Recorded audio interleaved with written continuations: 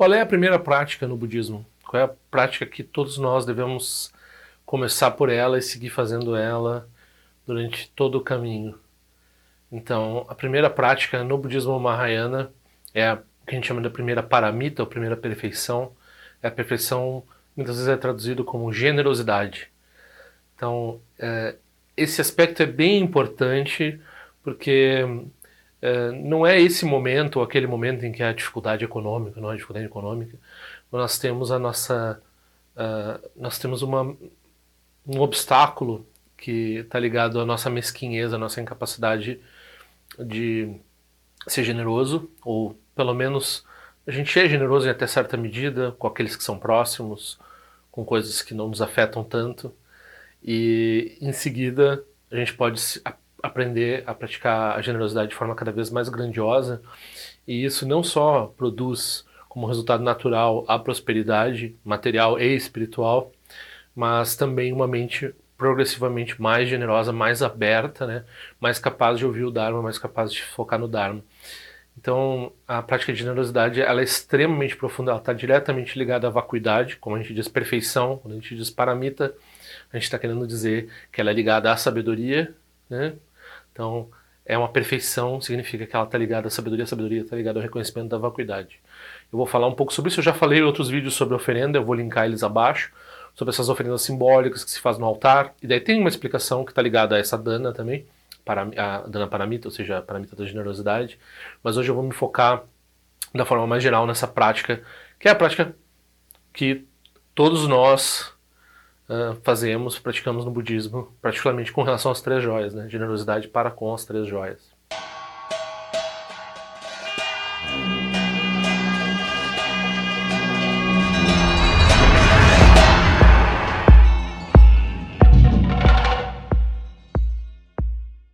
Então, hoje por motivos óbvios, eu não vou fazer promoção de cartõezinhos, nem vou pedir dinheiro para o meu canal. Se vocês quiserem contribuir de alguma forma com o que eu estou fazendo, com os méritos do Dharma no mundo e assim por diante, eu vou dar umas opções ali para oferecer lamparinas, para ajudar o Centro de Dharma, ajudar na educação de alguns professores que estão sendo treinados. Então, que não tem nada, eu não ganho percentual nenhum, não tenho nada ligado com isso. Eu vou fazer a minha própria prática de generosidade e direcionar a atenção de vocês para o fato de que essa é uma prática essencial no Dharma e vou dar essas possibilidades, quem quiser se engajar nisso, se engaje, né? Então, hoje não é a vez de falar de generosidade e daí dizer assim, seja generoso comigo aqui, né? Não é muito adequado isso. Então, eu gostaria de começar falando uma coisa muito interessante que eu descobri não faz muito tempo, né? Então, eu sempre ouvi essa palavra dana, né? Prática de dana. Prática de dana, quando você vai para a Ásia, sei lá, né, o pessoal me conta, então tem muito mendigo, tem muito pedinte na rua. Então, a prática de dana é fazer essas oferendas para esses pedintes e também para os monges, né? Porque os monges eles não podem trabalhar. Um dos aspectos da prática monástica é que eles não podem produzir o próprio dinheiro, eles têm que viver da generosidade alheia. Então, o Buda era um mendicante e os monges são mendicantes, né? Então, a prática de dana, basicamente, quando você vai encontrando professores budistas ou figuras no budismo e assim por diante, a nossa prática é sempre encontrar alguma coisa para dar, que geralmente é dinheiro, né? Quando a gente tem dinheiro, mas é essencialmente ficar prestando atenção nas necessidades deles e tentar prover a possibilidade da continuidade do Dharma nos seus vários projetos, nas suas várias formas e também das pessoas que sustentam o Dharma, ou seja, a Sangha, né, a comunidade de praticantes, particularmente aqueles que têm, a gente sabe que praticam há muito tempo, que tem muita capacidade, que tem títulos e que tem respaldo da Sangha inteira e assim por diante, então beneficiar esses seres. Eu já vi um exemplo muito bonito, eu sempre cito a Lama Tseren aqui, mas eu vou ter que citar ela de novo, eu já até falei no outro vídeo, mas vou repetir aqui. Então, se você oferece alguma coisa para alguém que não sabe fazer um uso muito profundo daquilo, tem uma generosidade nisso. Então, o exemplo que ela deu, se você dá um selo raro para as crianças, elas podem achar um papel bonito, né? Podem achar interessante por algum tempo, podem até guardar, sei lá. Porém, se você dá isso, né, para uma pessoa que sabe acessar um filatelista ou para o próprio filatelista, né, o filatelista sabe vender isso num leilão, sabe transformar aquele selo em, sei lá, dezenas de milhares de dólares, sabe usar aquele selo de uma forma... Para ele não é só um pedaço de papel colorido, para ele aquilo ali tem uma colocação no mercado, tem um jeito de vender, tem toda uma habilidade que ele consegue usar aquilo de uma forma efetiva. Então esse exemplo é dado no seguinte sentido: se você ajuda uma pessoa em geral aí que está em necessidade, isso é grandioso porque a pessoa vai comer mais um dia, vai comer mais um mês, ou aquela história que né, se você ensinar a pescar, logo logo vai estar todos os ecossistemas destruídos, né? Então em vez de dar um peixe, ensina a pescar. Mas se você ensinar a pescar, daqui a pouco destrói o mar inteiro. Então, essa é a piada que tem recentemente com relação a isso. Mas enfim, se você vai ajudar uma pessoa, daí você pode ajudar ela dessa forma, ou através de ensinar alguma coisa, ou através de financeiramente, ou de qualquer jeito. Mas se a pessoa não tem uma grande habilidade mundana, ela perde aquilo rapidamente, aquilo se torna um benefício muito temporário para ela. Ela não sabe usufruir aquilo que ela recebe para transformar aquilo sequer em mais possibilidades mundanas, né? Então, e daí que dizer então de possibilidades espirituais? Então, se você oferece para uma pessoa que vai ficar aí resolvendo a própria vida, morre a pessoa, você não beneficiou muita coisa, né? Aí se a pessoa, digamos, ela tem uma perspectiva mais ampla, assim, de ajudar muitas pessoas e de Bill Gates, assim, de fazer filantropia, aí é mais grandioso, porque a pessoa tem, né, essa capacidade de multiplicar o que ela tem, o que ela recebe, na forma de benefício, porque ela tem essa grande habilidade de movimentar instituições e de fazer aquilo. O que a gente sabe que também dá muito problema, né? Que as pessoas têm habilidade até certo ponto. Até certo ponto aquilo lá também vai se perder. Agora, se você oferece para construir um templo, construir uma estupa, né, para produzir textos, para educar no Dharma, sustentar o Dharma, o que o Dharma faz? O Dharma produz benefício mundano, porque as pessoas ficam éticas, as pessoas se beneficiam de sofrer menos, porque o Dharma é um remédio direto para isso, e ainda você proporciona a possibilidade delas encontrarem o que é profundo delas e várias gerações. Então, a partir do momento que você oferece o selo para um Bill Gates, né, o Bill Gates consegue, né, vender, produzir algum benefício, talvez diminuir o sofrimento dentro de uma pandemia e assim por diante, que é grandioso. Mas se você oferece para o Dharma, você consegue, né, quantos problemas a gente não vai ter? Quantas coisas que a gente não vai solucionar e deixar de solucionar? Então, se a gente tem a visão ampla ela está além, ela está mais acima, né? Então, preservar um texto como o Prajnaparamita, preservar traduções, preservar instituições que mantêm esses ensinamentos vivos, do ponto de vista, você pode estar ouvindo, você pode estar pensando, não, mas resolver os problemas do mundo parece mais importante nesse momento. Ok, mas dá uma pausa e pensa na perspectiva das pessoas que acreditam que o Dharma transforma a vida das pessoas para melhor, de uma forma extraordinária, né? Então a gente está pensando assim, a gente não quer só que a pessoa seja saudável e tenha, né? A gente quer que a pessoa encontre o seu verdadeiro propósito, a gente quer que a pessoa encontre, né, o seu próprio poder de ajudar os outros e assim por diante. Então isso, né, como, né, a gente está falando de uma coisa que supostamente é autêntico, que produz esse resultado nas pessoas, se a gente estiver falando disso, se a gente estiver ajudando esse processo, é a forma mais grandiosa de ajudar. Então, nesse sentido, é que a gente, quando se aproxima do Dharma, a gente faz oferendas, né? A gente faz oferendas de 3 tipos, principalmente. Então, os 3 tipos de oferenda é importante saber. Os 3 tipos de oferenda são: a melhor oferenda de todas é ouvir os ensinamentos e colocar os ensinamentos em prática. Então, praticar os ensinamentos. E essa prática, como eu já falei em vários vídeos, ela tem 2 sentidos, né? Então ela tem o sentido da prática na ação no mundo e tem o sentido na prática formal, na prática artificial, né, de meditar e de fazer todas as atividades do Dharma, como estudar, como todas as atividades que preservam o Dharma num sentido cotidiano e que fazem executar essas instruções dos professores, as instruções do Buda. Então, se a gente age no mundo porque agir no mundo se torna difícil, então tu tem que ter um período formal no qual tu treina nisso. Então a união do aspecto artificial e formal da prática, né, na almofada, da prática, né, dançando, sei lá qual for a prática que a pessoa está fazendo, com a prática de ir lá, trabalhar na cozinha, limpar banheiro, né, oferecer esse benefício para os seres, assim, essas duas práticas, elas são a oferenda de prática, que é a primeira oferenda. Mais importante que essa é a oferenda direta de sustentação ao Dharma. Então, a oferenda direta de sustentação ao Dharma, então em vez de você apenas limpar o banheiro da sua casa e ajudar as pessoas que moram na sua casa, você limpa o banheiro do centro de Dharma.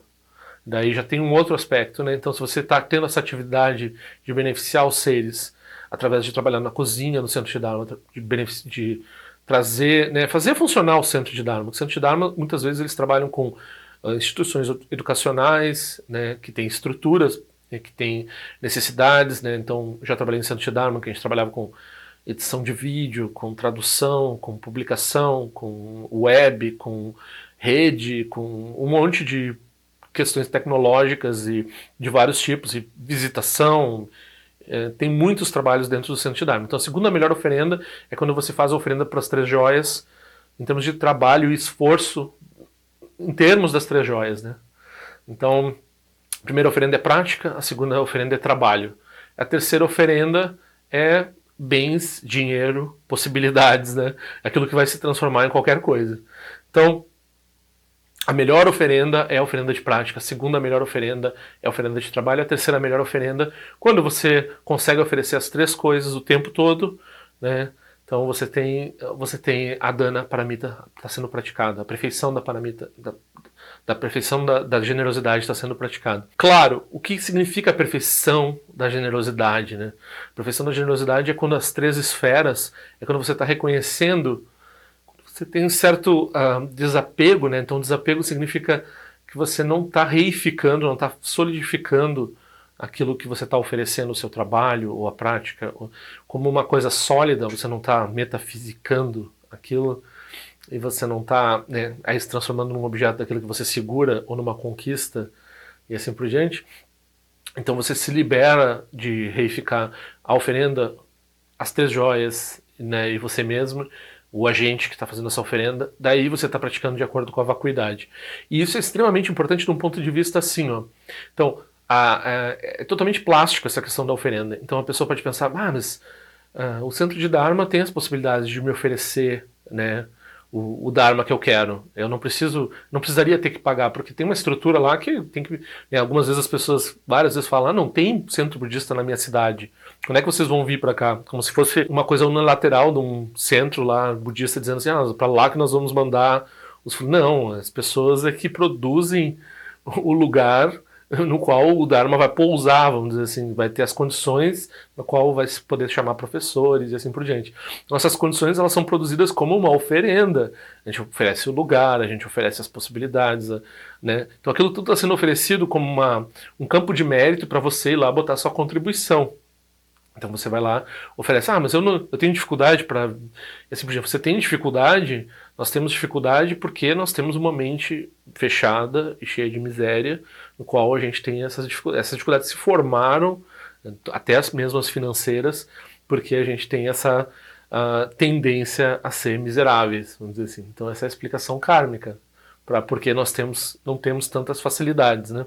Enquanto sociedade, enquanto pessoas, enquanto país e assim por diante.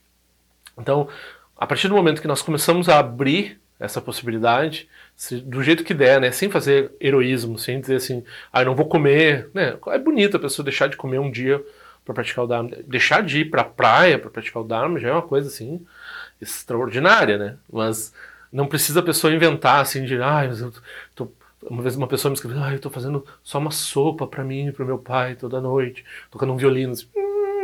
Provavelmente a pessoa estava numa dificuldade mesmo, né?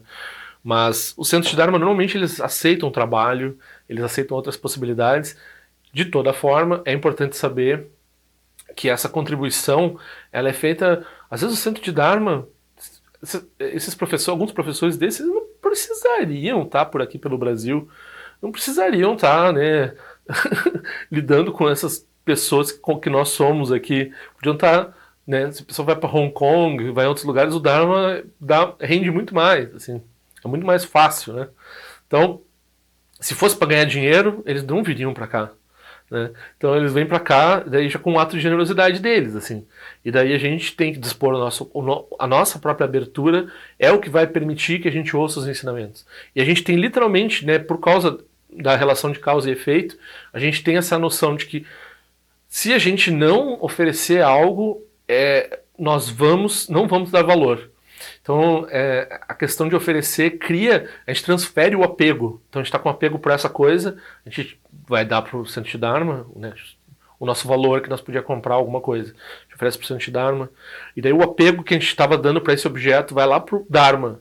Então, é um apego. Apego é ruim, né? Mas está num objeto melhor. Você está botando no Dharma. Daí você vai dizer assim, esse dinheiro suado aqui eu vou fazer ele render em termos desse centro de Dharma. O que é fazer ele render em termos de centro de Dharma? Eu vou ter que obter, né, eu vou ter que prestar atenção, eu vou ter que botar essa prática em, né, quando a gente coloca nossa carne, nosso sangue ali no Dharma, né, então aquilo se torna nosso objeto de apego. E esse apego vai ser depurado nessa relação. E esse apego ele vai se tornar em vacuidade, porque quando a gente desapega, o que permite o desapego? A tal da vacuidade, né? Então, a gente vê bastante as pessoas falando, é engraçado porque às vezes as pessoas, todo mundo pensa isso, mas às vezes tem umas pessoas que falam de voz alta a dificuldade de fazer eventos de Dharma por causa de questão de financeira e assim por diante, né? E daí a gente que está dentro lá no centro de Dharma, está vendo as contas fechando para ver que isso tudo funciona. Principalmente agora, eu imagino nesse período que não está podendo ter evento, né? Que deve ser difícil para manter as contas altas que eles têm que sustentar dentro dos centros de Dharma. Eu recomendaria que quem vê valor no Dharma procuraria beneficiar oferecer para os centros de Dharma nesse período agora, que eles não estão podendo fazer evento, né?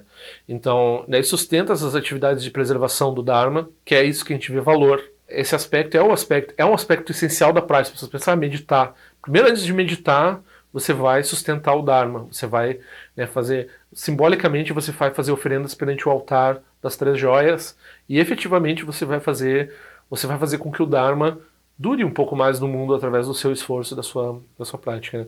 E daí, etimologicamente, é interessante, que eu só recentemente vim a saber que essa palavra dana, né, dana paramita, ela é da mesma raiz da nossa palavra doação, que é donum, oferenda em latim. Então, curiosamente, né, quando a gente fala tibetano, chinês, japonês, essas línguas, elas não têm nada a ver com as línguas europeias, né?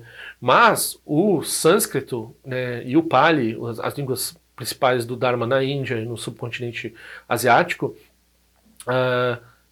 essas línguas elas vêm da mesma região no Cáucaso que da onde surgiram, né, chama proto-indo-europeu, essa língua antiga, que essa língua também foi para a Europa. E tem 2 línguas na Europa só que não são dessa família. Na Europa só fala proto-indo-europeu, exceto pelo finlandês e pelo húngaro. E daí, lá na Ásia não. Na Ásia tem várias famílias linguísticas, mas as línguas faladas na Índia, algumas delas, ou talvez a maioria delas, é dessa mesma raiz. Então a gente tem várias raízes etimológicas semelhantes. Inclusive essa palavra, a palavra dana, que é a primeira paramita, a primeira prática, é doação, donum, em latim. Esse é um aspecto interessante, se você falar com um tibetano e dizer para ele, olha, a nossa palavra donation em inglês, né? A palavra em inglês, a palavra em português, ela vem do mesmo lugar que a palavra sânscrita veio. A palavra de vocês, do tibetano, veio lá, sei lá de que lugar bárbaro. Nós... porque eles têm né, ufanismo com relação à cultura indiana e ao sânscrito, eles acham aquilo o ápice de tudo, né? Então eles sempre copiaram, e daí a gente pode dizer, a gente não é uns ocidentais, algumas vezes eles têm esse racismo, né? Todo mundo, tudo esfarrapado, tudo perdido. A gente tem uma estirpe que a gente fala uma língua parecida com a língua do Buda, que o Buda falava, né? Então é interessante esse aspecto também.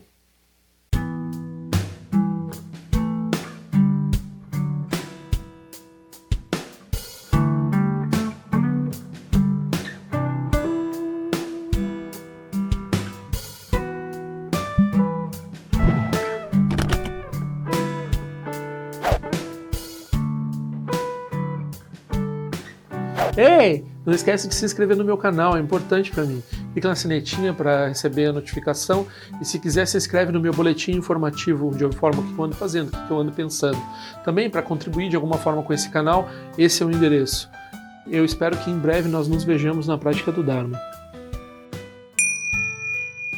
Ao longo de minhas muitas vidas e até este momento, todas as virtudes que tenho alcançado, inclusive o mérito gerado por esta prática e todas as que vier a conseguir, ofereço para o bem-estar dos seres sencientes. Possam a doença, a guerra, a fome e o sofrimento diminuir para todos os seres, enquanto sua sabedoria e compaixão aumentam nesta e em vidas futuras. Possa eu claramente perceber todas as experiências como sendo tão insubstanciais como o tecido do sonho durante a noite e imediatamente despertar para perceber a manifestação de sabedoria pura no surgir de cada fenômeno. Possa eu rapidamente alcançar a iluminação para trabalhar sem cessar pela liberação de todos os seres. Nirawe Korajinga Sumpano Neoma Lundi Kwene Tirezi Wante Jinja Soiza Peka Jarpa do Tendioti. Om Sochi, Diamante Penedira Sawa Conchatus Zeta e Bai Médio no Tutu Piamania Jogi Sasunda do Tendioti. Time Kwene Pema Sambal Sasora Gente no Pai Gardiwan Shuju do Pegu Cose Destintes em Dashinju. Chigmeto Jutru Panangue Wancha Tungo Pateno Muyeng com Pamalora Sanelundu Tileta do Tendioti. Pemeja Sum Pemerizu Je Pemeta Lati Kuzizuan Pemancho de Troma de Soji no Nibe Melunde do Dioti. Nenjuane Chimpote Payuri Nebadan de Basipechambundan Conseja Sentendioti. Tu Son Sanjeguru Rinpoche do condado de Wachimbo Jabartia com seu tutor da poça só Debson Chinchilapto Sushi não se mueve de chuva dançam palonde do Partingelo uma rumba zaguru pema cede rum que loja som de loite exalinha som de papel do Jushu Sung não guarda miral do Sungele show